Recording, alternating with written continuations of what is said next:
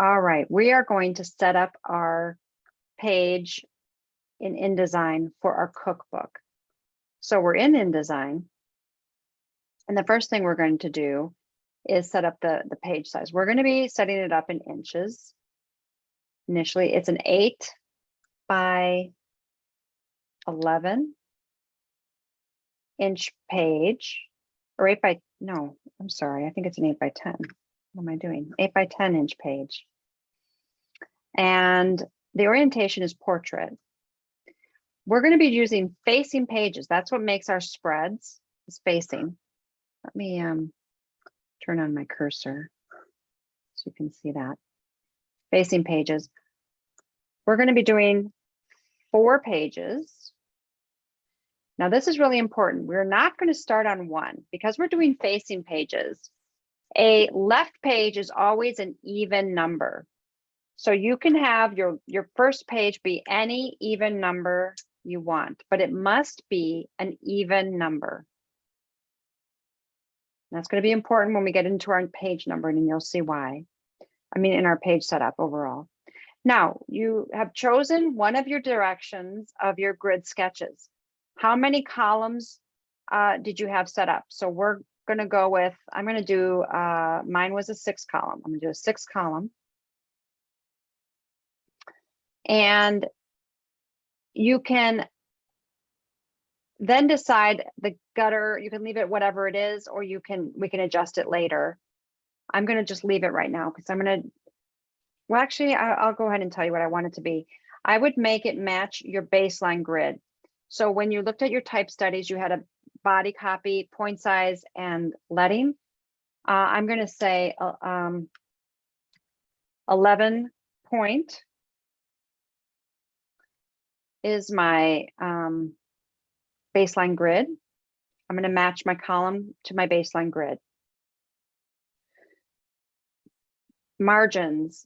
I'm going to make mine all the same, but you don't have to. You can unlink them if you want. I notice how it says top, bottom, inside, outside. It's because they're facing pages. That means you have an inside gutter where the pages are all glued together, and then of course the outside of the page. I think I'm going to make my bottom a 1/2 inch. I'm going to make it a little different. So I'm going to unlock it so I can make them different. You don't have to, it's just what I'm choosing to do. Now I'm going to add a bleed of 0.125. And that's because I might have my photos bleed off the edges of the page. And so I'm going to want a bleed line so that my photos go to over the edge of the page, so they bleed off the edge of the page. Because I want this, I'm going to have these big full images of my food. And then I'm going to say create.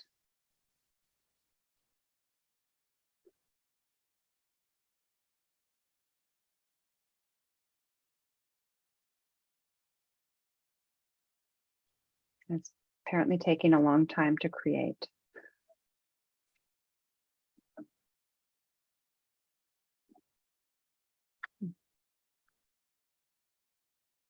Wonder why it's taking so long.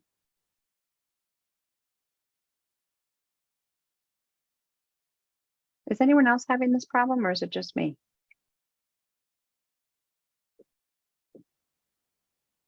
Wow, that took a long time. All right, but here we are, it's here. So I'm going to zoom out so you can see.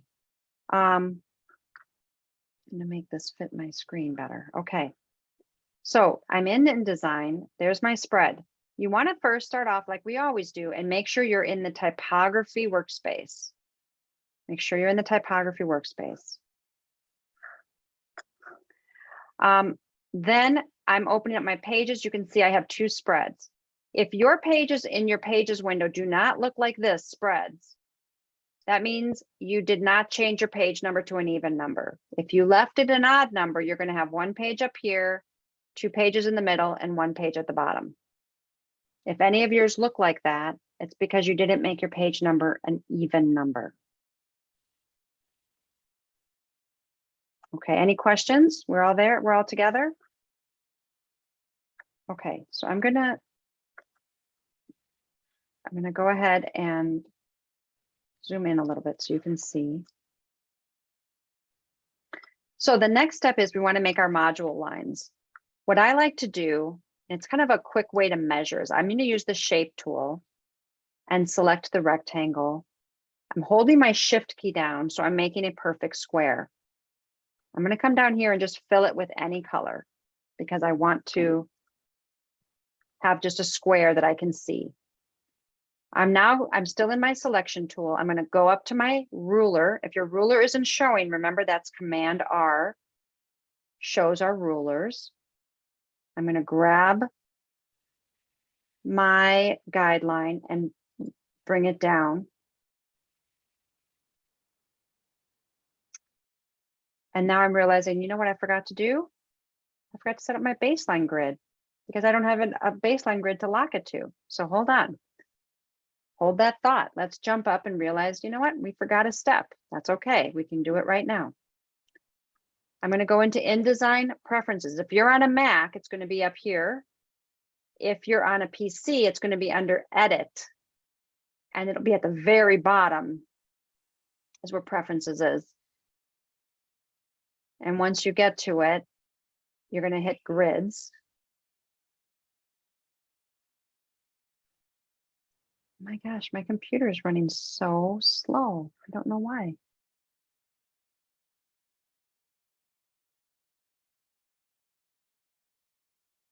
I wonder if it's because I'm on the network here at COD. Seems so weird.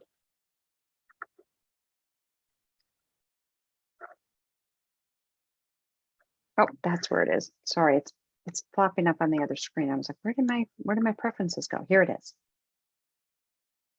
Okay, so grids. I'm in the baseline grid, and let's go through this again. We've done this already once. We're going to do it together again. We're going to start at 0. We're going to do it at top of margin. My leading that I'm choosing, and yours is going to match your type study. Mine is 11. All of us are going to be different. Mine is 11. Don't follow mine. Use yours.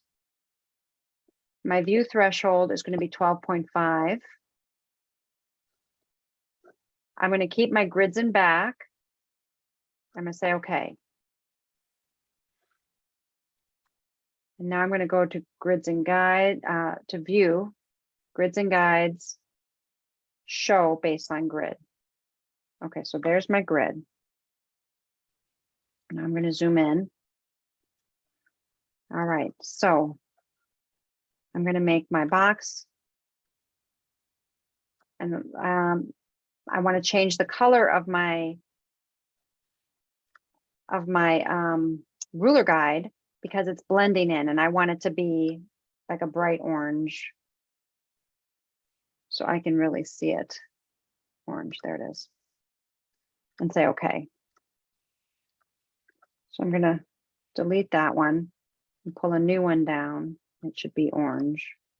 And there it is. I'm going to pull another one down. Okay, so there's my first grid. I'm going to just pull my little measuring box down and keep pulling grid lines down to create my modules. So I'm pulling it down and I'm using it just as I would to measure. And it quickly lets me set up my module lines very quickly.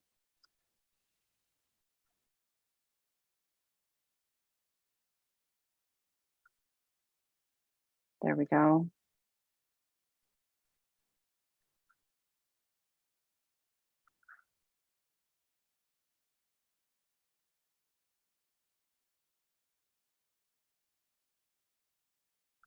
All right, almost done.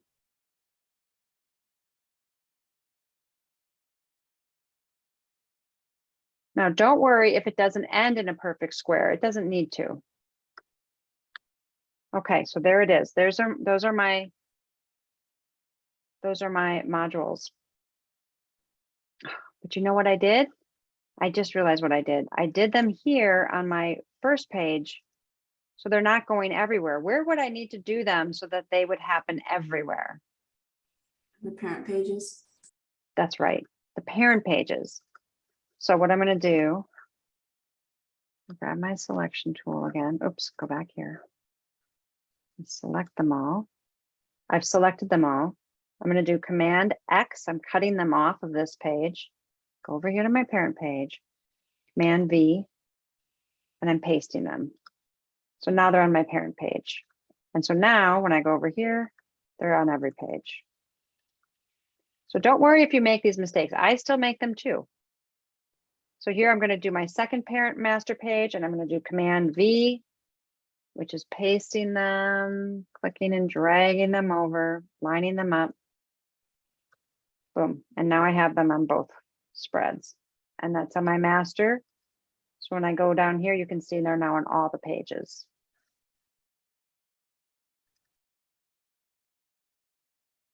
And I'm in the selection tool. When I'm saving, when I'm copying and pasting, I'm using the selection tool. Everyone do that with me? Are you all with me?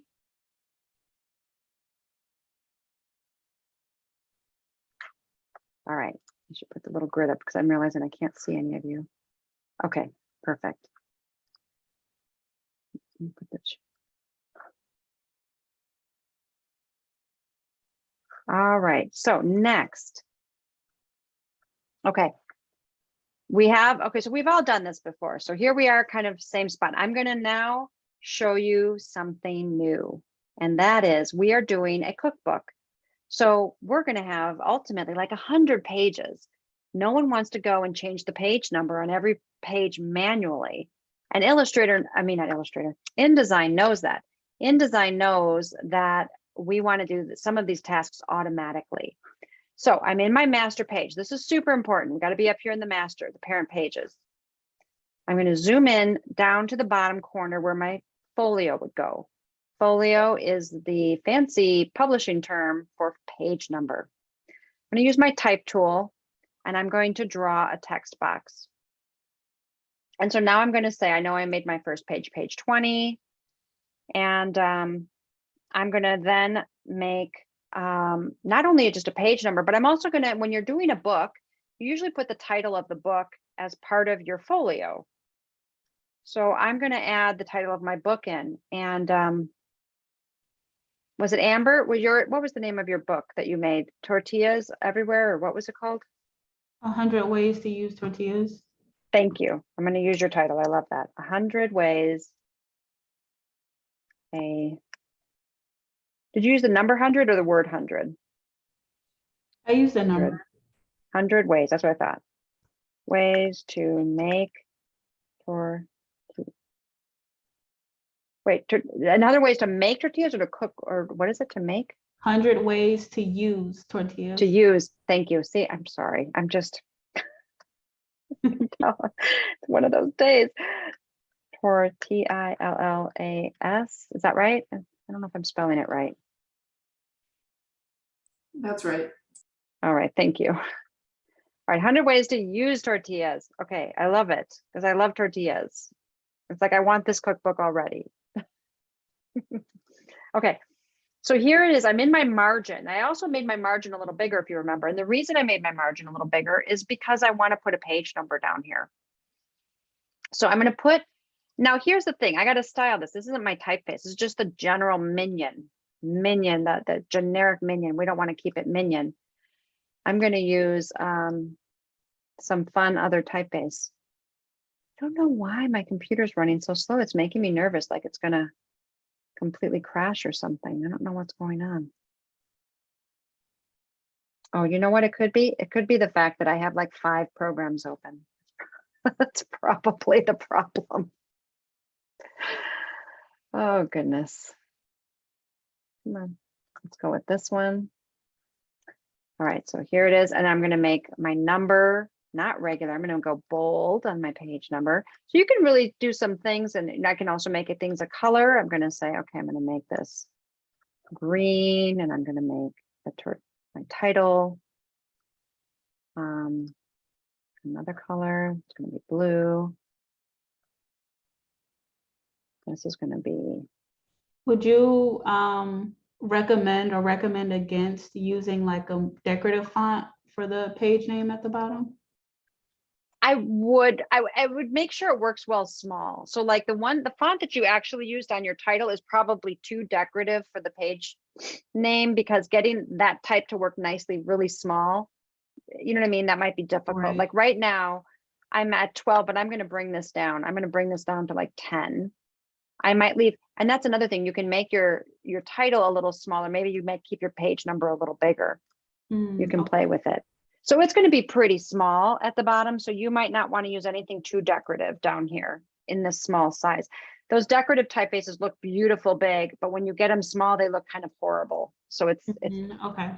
it's challenging. So I'm going to get this all beautiful, just the way I want it.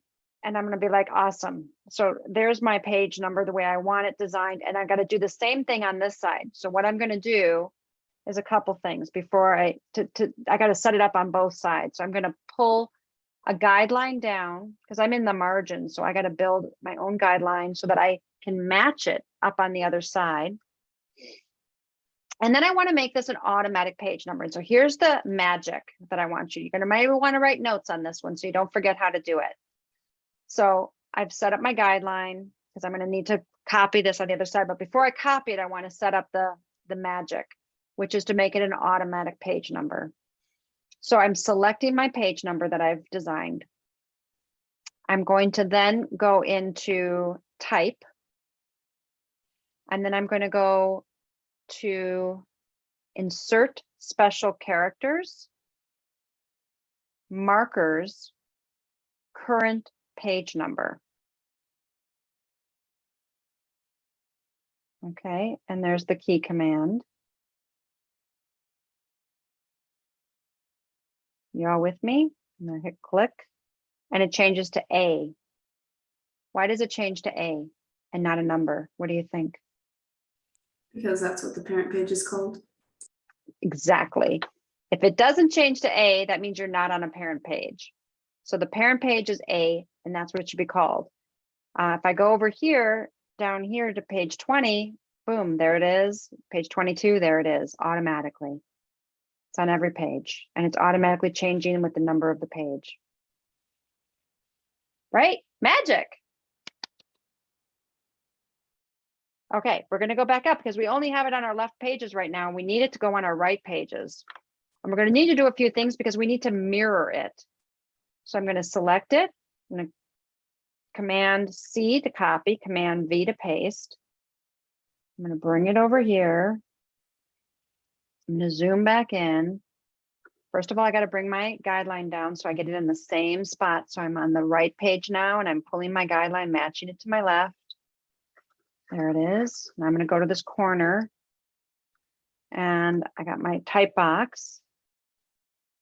I'm going to line my type box with the edge of my margin. Now, obviously, oops, I'm going the wrong way. My page number isn't where I want it. I want my page number over here on the outside. So I need to take my page number. I'm going to cut it, Command X, and move it on the other side of tortilla and do Command V. I have my little line segment that's dividing things, Command X, cutting that away. Command V. Okay, but still it's not aligning. I need to take and go up to my alignment, and it's right now flush left. I now need to switch it to flush right. And it's important that you do the flush left and flush right because numbers change. Right now where I'm doing, this is a single number, but it's going to go into double numbers when I hit my other pages. And it could go up to like 100 or whatever, and the type will still move over and accommodate the number, however big the number gets.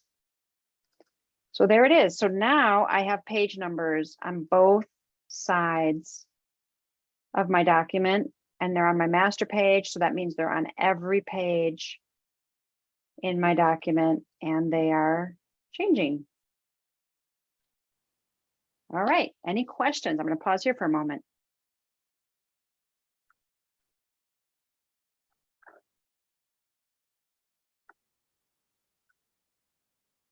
Stop